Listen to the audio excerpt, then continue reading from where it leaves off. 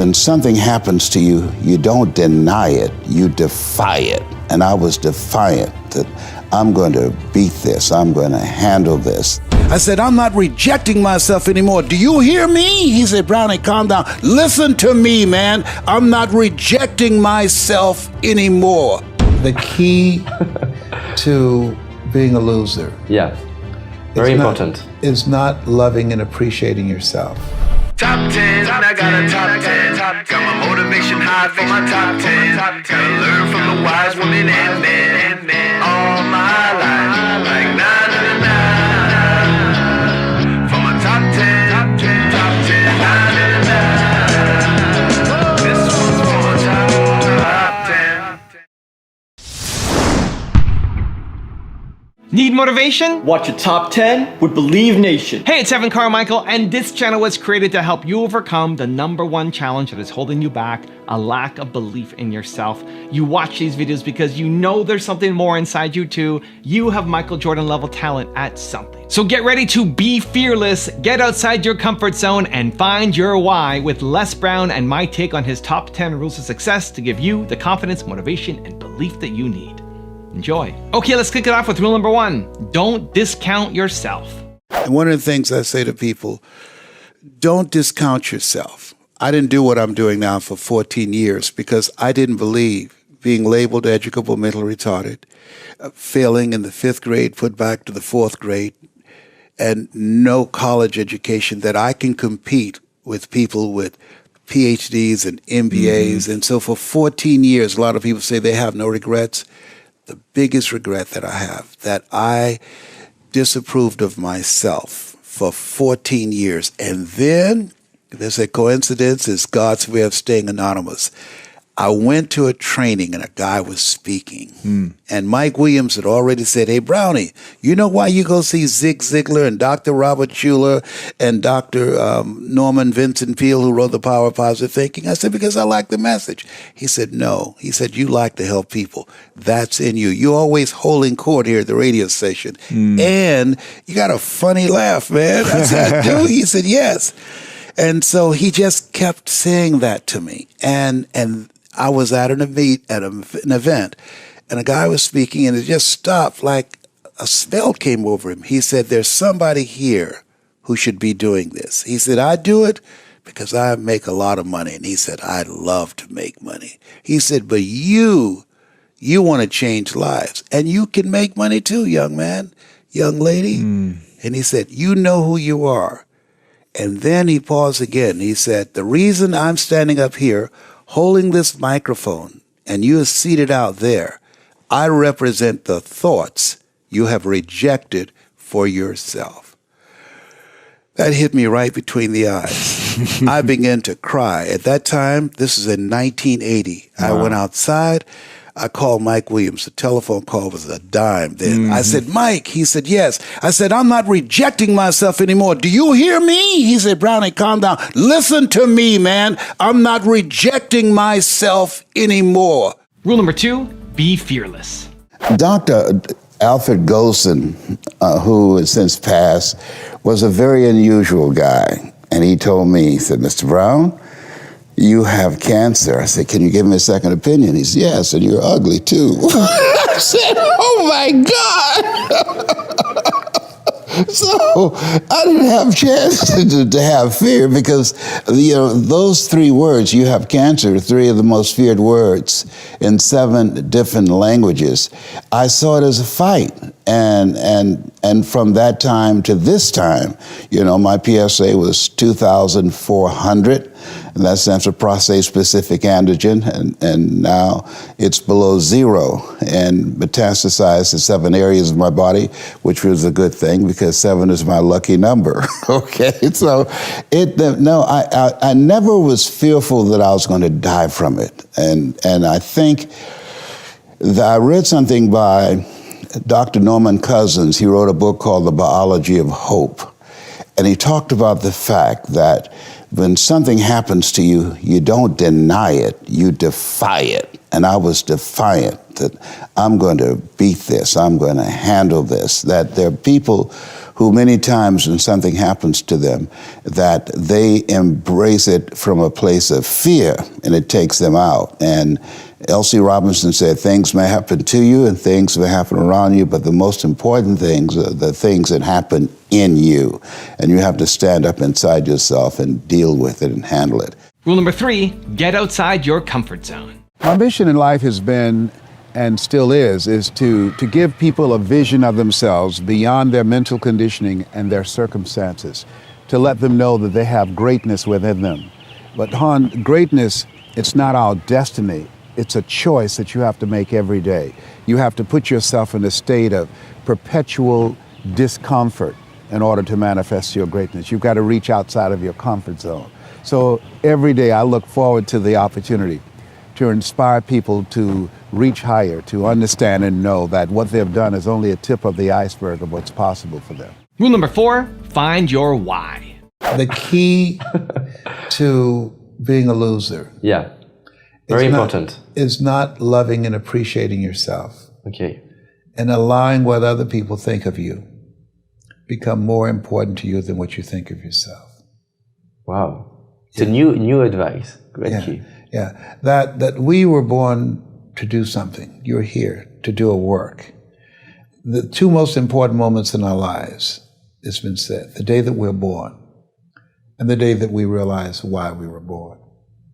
And if you don't know, if you want to live a life of misery, don't try and find out. But if you want to live a life that has meaning and value and a sense of direction, spend as much time as you possibly can to answer the question, why am I here? And not so you wonder yourself a lot of time. Yes, and don't ask what is the meaning of life. Ask what is the meaning of my life?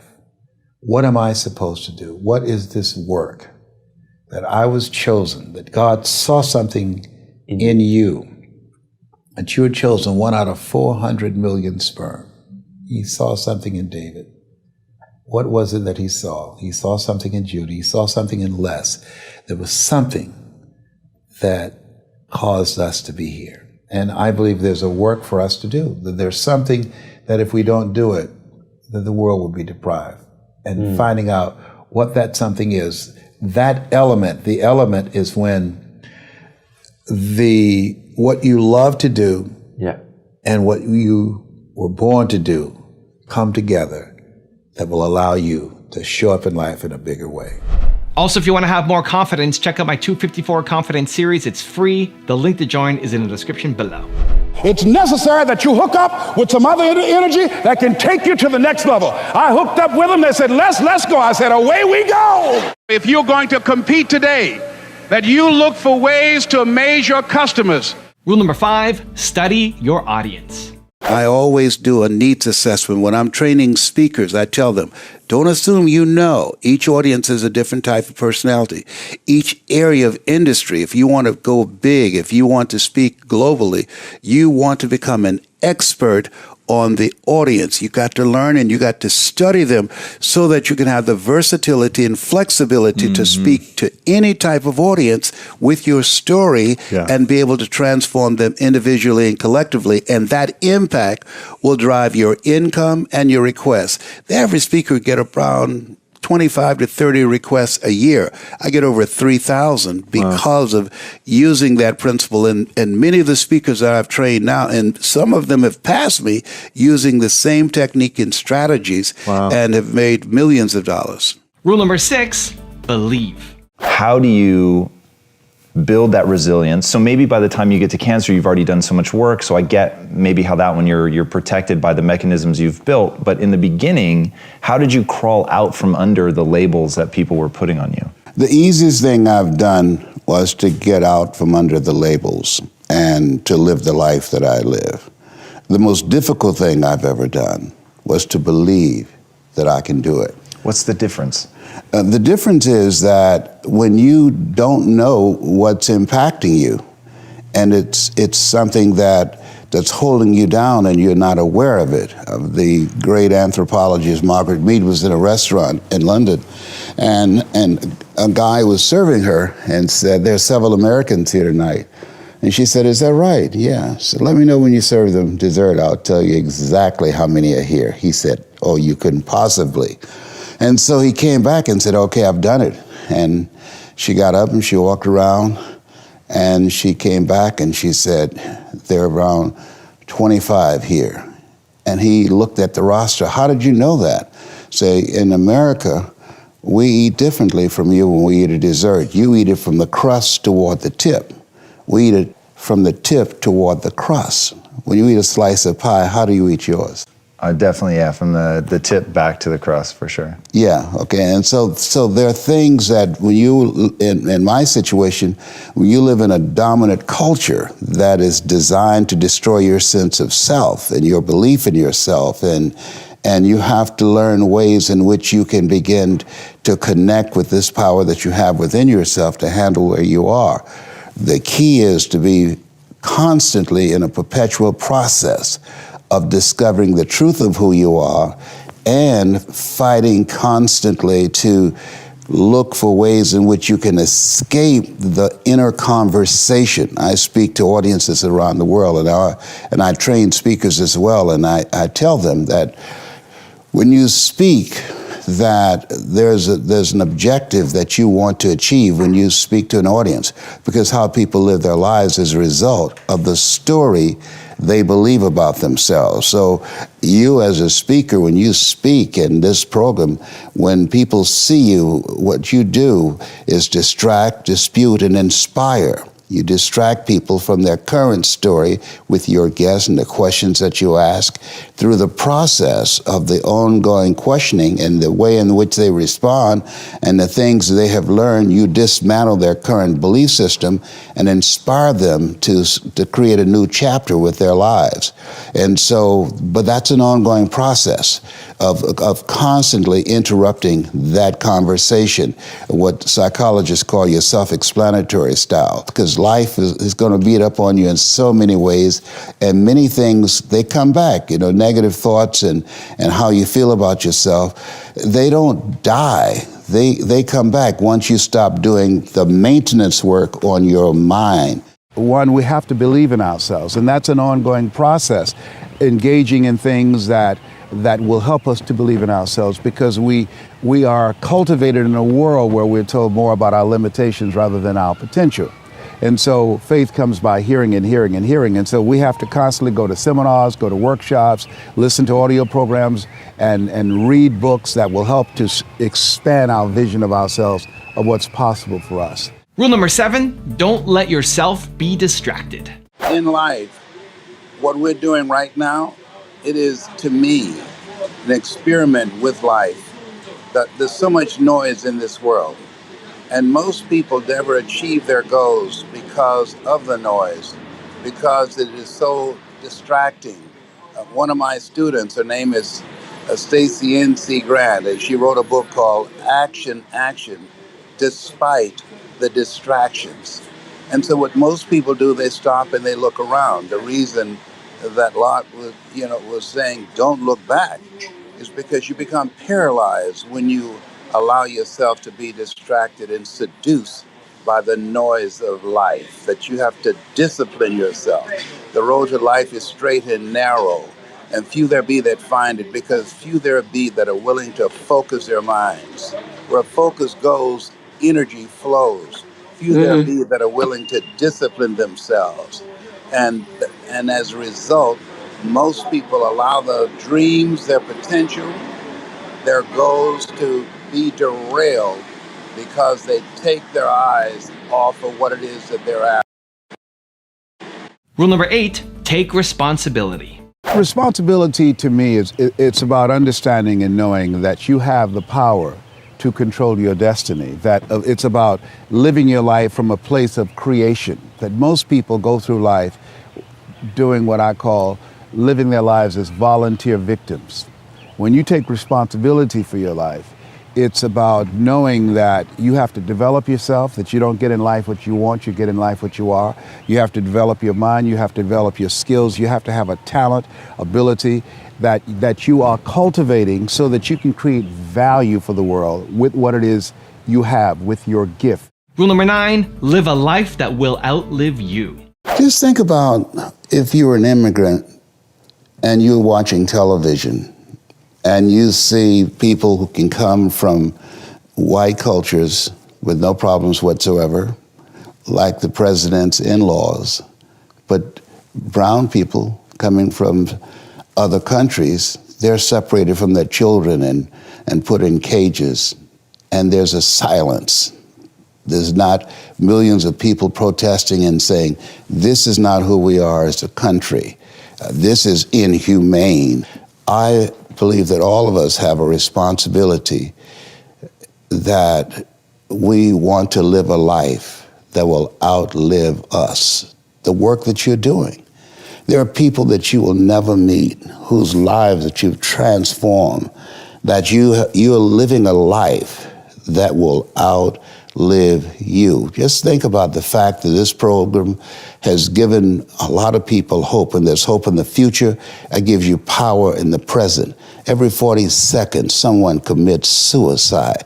But because of something you say or some guest that you've invited, and as they share their story, you interrupt that story of being hopeless and powerless and not wanting to be here anymore. And because they took the time to watch, you create an experience.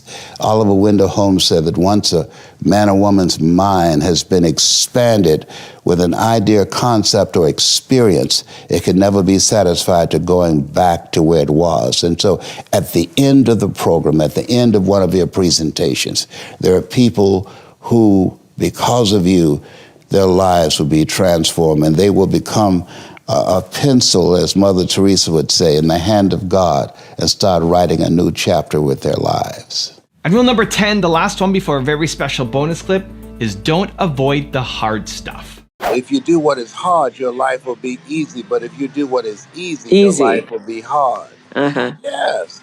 And so most people go through life avoiding the hard stuff. And the hard things in life, those are the lessons in life. That's where the growth takes place. That's where you meet a part of yourself that you don't know now. And to get through that, it takes prayer, it takes persistence, it takes perseverance, and a willingness not to give up regardless of what. Now I've got a special bonus clip from Les on how to discover who you are that I think you're gonna enjoy. But before that, it's time for the 3-point landing questions. Let's go from just watching a video to taking action. Here we go. Question number 1. What's one hard thing that you've been avoiding and need to take action on? Number 2, what does living a life that outlives you look like for you? And number 3, what are you letting distract you that needs to stop? And if you made it this far in a video and you are committed to making a change, I want to celebrate you. Give me a hashtag believe down in the comments as well. I believe that the more people discover the truth of who they are, that will free them up to use the power that they have, to do more, to have more inventions, to create more cures for things that's impacting humanity, to reduce poverty in the world and homelessness, and give people a sense of power that they would not have as a result of working on themselves. When you work on yourself and you expand your vision of yourself, you are able to make a greater impact in life. I've traveled around the world and I've earned millions of dollars helping people to build businesses, to make a difference in their community. I used to be a state legislator. I passed 14 pieces of legislation when I was elected to the Ohio legislature. I've been a community activist. All of these is a result of the vision, the mindset transformation that took place within me. And so when I speak to people about personal development, I'm talking from a place of knowing, of achieving. And so personal development is important because what it does, it inspires people to live an achievement-driven life.